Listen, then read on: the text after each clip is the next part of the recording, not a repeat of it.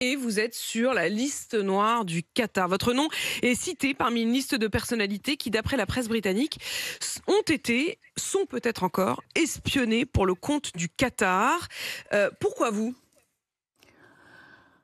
Vous savez que je suis un modeste sénateur rural de l'Orne, mais il se trouve que je travaille sur l'islam radical et que, on y croise souvent et beaucoup le Qatar et donc j'ai été assez, vocale, notamment sur le soutien du Qatar aux frères musulmans, et aussi sur la convention, fiscale qui lie le Qatar à la France et qui fait de la France un paradis fiscal pour le Qatar. Donc je pense que j'ai un peu irrité. Vous avez visiblement irrité au point d'être sans doute écouté. C'est une forme de, à la fois de vigilance de leur part, de vengeance. Écoutez, je sais pas, il y a quelques mois, j'ai reçu un coup de fil d'une personne qui s'est présentée comme un inspecteur et qui m'a donné, le code de ma boîte Gmail.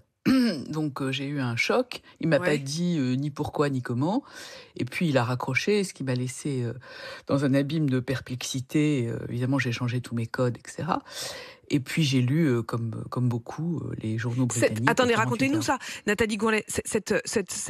Appel était anonyme, c'est-à-dire que vous recevez Oui, un appel, vous avez une voix oui, au bout du fil oui. qui connaît votre code.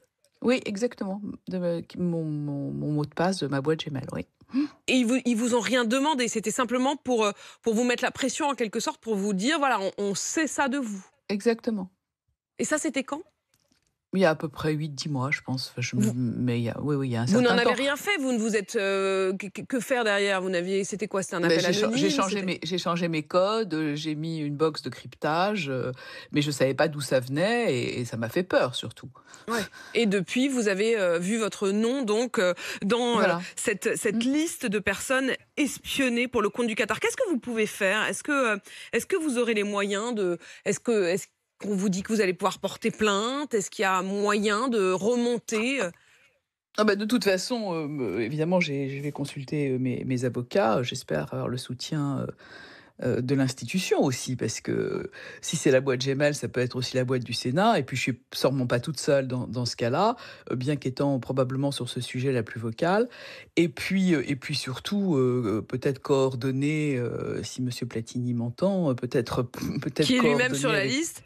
Voilà, voilà, il y a quand même un coordonner avec les autres victimes, oui. coordonné avec les autres victimes. Alors d'après l'enquête du Sunday Times qui révèle donc cette liste de personnes sur la liste noire donc du Qatar, ces écoutes, elles étaient réalisées pour le compte du Qatar, mais depuis l'Inde via un réseau de hackers. Est-ce que c'est possible à retracer ça? Probablement oui.